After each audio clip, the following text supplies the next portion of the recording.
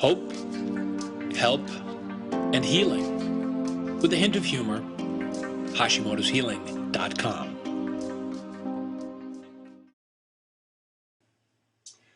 Hello, people. I'm Mark Ryan from Hashimoto'sHealing.com. And we are super excited today. We have an amazing guest, Dana Trentini from Hypothyroid Mom. Hi, Dana. Hi, Mark. So excited to be here. I've been following you on Hashimoto's Healing, your website, your Facebook page. Love it. Love it. Love what you're doing. Thank you so much. I'm a big fan of yours, too. I'm really excited to talk to you today. Thank you. Just want to tell you guys about Dana and give a little background on her. She graduated with honors with a Bachelor in Science in Neuroscience from the University of Toronto. And she worked for several years as a high school science teacher for intellectually gifted students. Then at Columbia University in 2002, she obtained an MA in Organizational Psychology and an EDM in Counseling Psychology. A distinguished Columbia University professor selected her as the team leader for his research team during the course of her studies. So people, she really is a smart cookie, and she's done tons of research in this area, and we're so excited to pick her brain today. And Dana has been through her own odyssey with hypothyroidism. So she's been there like many of the rest of us. And her symptoms came on after the birth of her first son in 2006. And she's going to share her story with us shortly. After going through all of that, she put all of her research skills to work. And after 3 years of intense research, endless hours of personal experimentation, and a quest to find the top thyroid health professionals, she now is in the best health ever. So she's really been an example of a success story in this whole process. And at the age of 40, she got pregnant naturally with her second son and gave birth to him in 2010. And this whole experience inspired her to share all that she had discovered. October was National Miscarriage Awareness Month in the U.S. last year, and October 15th in particular was Pregnancy and Infant Loss Remembrance Day. And Dana started her blog, Hypothyroid Mom, in October 2012, intentionally timed during the Miscarriage Awareness Month in memory of the baby she lost to hypothyroidism, and in dedication to her 2 boys who beat the odds and were successfully carried to term and are healthy, wonderful children today. So welcome, Dana. And I mean, your story is so inspiring, and we are really honored to have you as a guest here in November, which is Premature Baby Awareness Month. It's kind of related, too, to the whole process. Absolutely. So, thank you so much for taking the time to chat with us. Thank you, Mark. Very cool. So excited to be here, Mark. I'm the last person on earth who would start a blog. I'm not a blogger, never used Facebook or Twitter, and do you know when you get a feeling deep inside you that you are supposed to do something? I think sometimes maybe that I'm even crazy to think I'm going to change the world, but I tell you, I'm so upset with the lack of awareness around thyroid disease and pregnancy that resulted in the loss of my child, that I was just so pissed off that I started Hypothyroid Mom. Yeah. And I mean, I think, I speak to a lot of people with Hashimoto's and hypothyroidism, and it's such a common refrain. People are so frustrated by the quality of care that they receive and the general lack of guidance.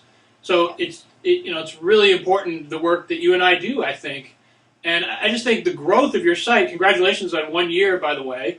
Thank you. And you've seen this tremendous trajectory because, first of all, it's a just excellent blog and has a lot of great information, but also there's so many people are so hungry for anything to help them get through this process.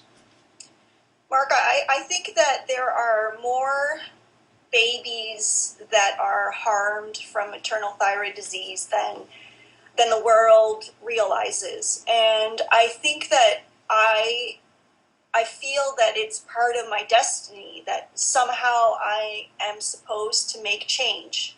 I don't know where it comes from exactly, but I've known it since I was laying on a hospital table getting ready for my D&C for my miscarriage. I knew as they're getting ready, you know, they said, hey, do you want anesthesia for this? I said, listen, I don't want to remember a single thing about this. As I counted down 10, 9, 8, down to 1, I said, I'm so pissed. I'm going to get out of here. I'm going to research every day until I figure this out, and then I'm going to tell everybody about it. And 10, 9, 8, down to 1. And when I woke up, I said, that's it. That's it.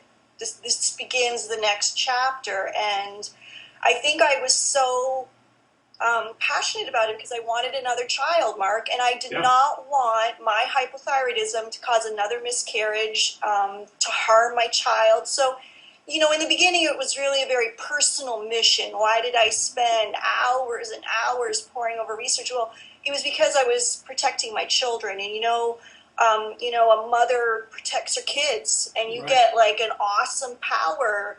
You know, you don't mess with my children. You just don't, and you just develop an ability to do things you may not have normally done. So this is, I think, where it came from. I really wanted to get healthy. I wanted to have another baby, and I did. You know, Mark, I did all my research. I got so healthy that at age 40, I got pregnant with my son Hudson, and I have 2 beautiful boys, and what's better than that? But I could have stopped there, but something inside me told me, now I need to share what I've done so that I can help other babies for other women. So I needed to pay it forward. How about that? Like, I feel this need, I have to pay it forward. Right. Yeah, I mean, that's awesome. It's so inspiring to hear that, and particularly just to hear the success you had. And you know, not only are you a smart cookie, you're a tough New Jersey broad, too. Thank you, Mark. Defending your children. I try. No, that's great. So, yeah, that's why I really wanted to speak to you today, because I just want to pick your brain on all this amazing research that you've done. So let's jump into it. Okay. We're going to take, you know, I think it's remarkable what you went through, and the story is so inspiring. Just a little bit, I mean, we're going to take a little break in a minute and get into some specifics, but just in a general way, like, what were some of the keys to success, would you say?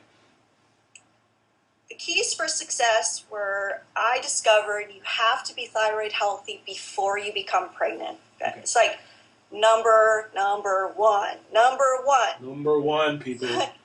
The goal, anyone that's planning to conceive, this is a plan you create. Unfortunately, it's not something you just sort of do, you plan.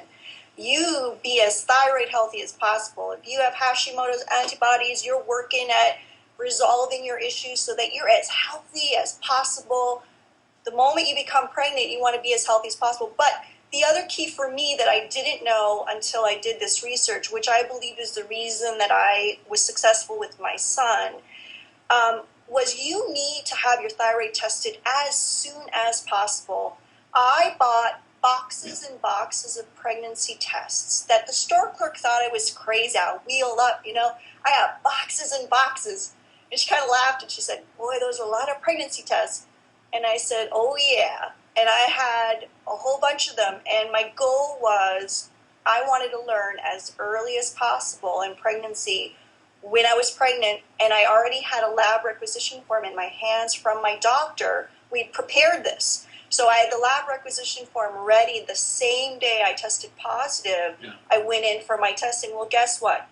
The issue that a lot of hypothyroid women have is that the baby is relying on maternal thyroid hormone for its development in the first weeks of life. So your TSH can skyrocket in meeting the demand of that child. My TSH rose so high.